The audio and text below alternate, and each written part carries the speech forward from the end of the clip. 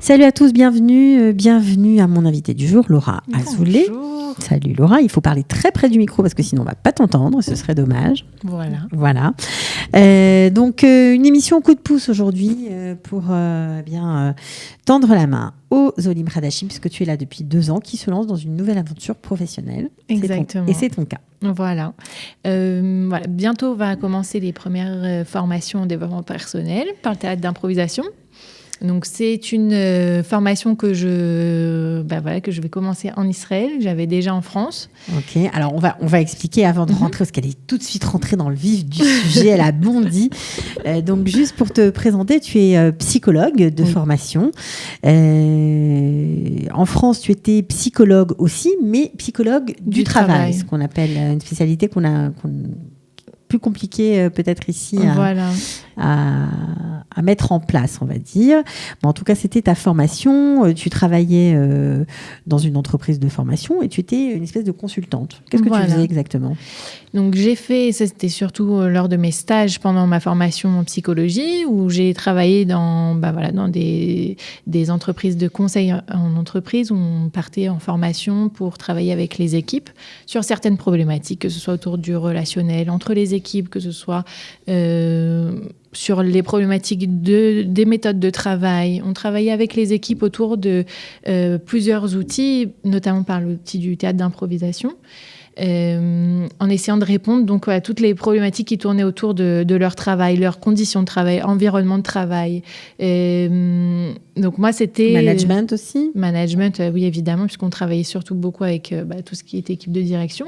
D'accord. On peut ne pas penser, mais tout le monde, en fait, avait besoin de ces formations-là, où même les directeurs demandaient à être, entre guillemets, coachés par des consultants autour de ces problématiques-là, puisque la formation développement personnel va permettre, en fait, de répondre à des problématiques de management, des problématiques de relationnel, et un manager aussi se doit de savoir répondre à des questions et à des problématiques de son équipe.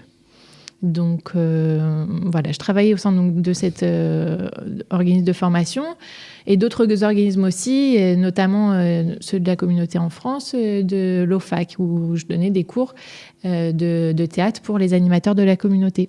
Ok. Bon, alors aujourd'hui, depuis tes 2 années en Israël, tu as trouvé du boulot dans une boîte israélienne, tu es chargée de recrutement dans une entreprise de placement. Oui. Des gens qui placent des gens pour trouver du travail. Et tu fais du recrutement, en fait, tout simplement. Alors, tu te lances dans une nouvelle aventure qui, en fait, n'est pas si nouvelle que ça pour toi. Voilà. L'aventure est nouvelle puisqu'elle se passe en Israël. Voilà, ça, oui, c'est nouveau. Elle est nouvelle aussi puisque je ne me dirige pas vers les entreprises, mais vers des particuliers. Okay. Donc, la formation, elle est ouverte à des étudiants, à des professionnels, à des mamans, à vraiment tout type de profil. Donc oui, elle est nouvelle pour moi puisque finalement, avant, je me dirigeais directement vers les entreprises pour travailler avec des groupes déjà conçus. Et ici, on va essayer de former ces groupes. Et puis on verra. L'aventure débutera la semaine prochaine. Alors, si vous faites partie du monde professionnel, si vous êtes une maman, les Hadash, étudiant, vous avez des problématiques personnelles. Alors, ça veut dire quoi, des problématiques personnelles ? Je vais vous dire qu'on en a tous, d'accord ? Mais disons que dans chaque, comme vous dites, on peut être maman, à la fois étudiante, à la fois au Hadasha, on peut avoir tous ces profils-là. Pourquoi ? Parce que dans tous ces profils, il peut y avoir certaines problématiques. C'est-à-dire, comment je suis en la recherche d'emploi, comment je peux me vendre pendant un entretien d'embauche. Je sais pas parler devant les gens, je sais pas me vendre, je sais pas communiquer. J'ai la langue, j'ai l'hébreu, mais j'arrive pas à passer le pas. J'ai pas confiance en moi, c'est compliqué pour moi. Alors, vous allez aborder les problématiques de communication non verbale ? Oui, évidemment, puisque on est en Israël et on n'a pas tous la langue, l'hébreu. Donc, on se doit de développer nos capacités en communication non verbale. Pourquoi ? Parce que même si j'ai un petit peu la langue, si je comprends, je me débrouille, Il suffit qu'en entretien d'embauche, on discute avec notre futur directeur qui nous pose une question qu'on n'a pas super bien compris. Mais si on a assez de bagages en communication non verbale, qu'on a compris ses intentions par sa gestuelle, par ses expressions du visage, on peut essayer et on peut réussir à surmonter ça, passer les difficultés. Mais c'est pas facile, c'est-à-dire qu'il faut de l'entraînement, il faut s'exercer. Et moi, je propose ces formations avec le théâtre d'improvisation, c'est vraiment des exercices de terrain. Donc l'outil, la technique, c'est à partir du théâtre d'improvisation d'arriver à débloquer, on va dire, ces problématiques personnelles. Voilà, pointer du doigt certaines problématiques. Attention, c'est pas du tout du soin, du tipoule comme on dit. Voilà, c'est pas de la clinique psychologique du tout. Moi, j'utilise en fait le monde de la psychologie que j'ai appris, que je pense maîtriser, et notamment dans le monde de l'entreprise, parce que j'ai été formée en psychologie du travail et des organisations en France. Donc, j'utilise toutes ces méthodes-là et j'utilise les méthodes du théâtre d'improvisation que j'ai aussi appris en France. Et je joins l'un et l'autre parce que pour moi, j'ai trouvé que c'était... Il y a pas, ça match totalement.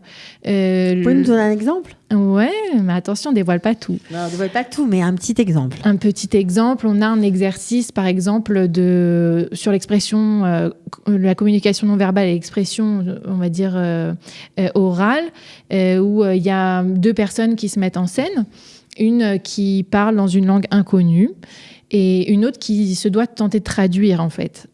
Donc, ce qui est intéressant, c'est que la personne va se lancer, va parler. Il y a beaucoup de problématiques qui sont dans cet exercice. Tout d'abord, la personne qui doit parler dans une langue inconnue, d'abord, elle a un peu honte, parce que c'est dur, le théâtre. Et elle ne sait pas quoi dire, bizarrement. Alors que c'est une langue inconnue. Donc, peu importe ce qu'on dit, peu importe, de toute façon, on ne comprendra pas. Mais pourtant, elle a du mal à passer ce pas, à dire je vais me lancer. Donc, il y a un travail de lâcher prise sur cet exercice. Il y a un travail avec la deuxième personne qui se doit de comprendre, entre guillemets, qu'est-ce qu'on me raconte. Mais il ne comprendra jamais, puisque c'est une langue qui n'existe pas. Donc, il n'y a pas de dictionnaire pour l'aider. Mais il se doit de se débrouiller avec la communication non verbale pour comprendre qu'est-ce qu'il essaye de faire passer comme message. Est-ce qu'il est énervé ? Est-ce qu'il veut me donner une information ? Et au final, voilà, les deux personnes essayent de communiquer de cette manière, face publique, on va dire, où le public, c'est les participants. Hein. Et après, on essaie de débriefer. Ce qui est intéressant, c'est que ce n'est pas un cours de théâtre. J'utilise le théâtre d'impro. C'est un outil, le théâtre, en fait. Après, on débriefe, en fait, ensemble. À savoir, qu'est-ce qui s'est passé ? Qu'est-ce qui a été surmonté ? Quelles sont les choses qui sont difficiles ? On recommence l'exercice avec d'autres personnes. Et petit à petit, on évolue. On se rend compte qu'on a envie de dire n'importe quoi et on a envie de traduire ce que la personne dit. Donc, voilà, c'est ça qui est intéressant, c'est qu'on sent qu'on s'est exercé à la situation qui est totalement inconnue, qui est difficile pour les personnes. Et on y prend goût. Et un jour, quand on est, je ne sais pas, devant... un Israélien qui nous dit quelque chose qu'on ne comprend pas, mais c'est pas grave, on comprend. Parce que j'ai appris à passer le pas et à lâcher prise et j'ai confiance en moi. C'est pas grave. C'est pas grave si je comprends pas le fond de ce qu'il me dit, mais je comprends la forme. Alors, vous lancez en français pour l'instant, mais l'objectif, enfin en tout cas le vôtre, c'est de passer ces formations en hébreu. Voilà. Bon, on va dire c'est deux directions différentes. Le but de faire cette formation en hébreu, je pense qu'elle est vraiment pour pas aider, mais épauler, travailler avec les Olim Hadashim. Qui vont devoir se présenter à des entretiens d'embauche. Entretiens d'embauche. Travailler tout simplement facile, avec des gens d'une autre culture. Avec ces nouveaux collègues israéliens. Comment je me positionne ? Qu'est-ce que je dois faire ? Je ne connais pas la culture. Voilà. C'est une formation qui va vous permettre, je pense, de pouvoir avoir un maximum d'outils dans la vie de tous les jours. Et c'est pour ça que ça s'appelle développement personnel et pas seulement professionnel.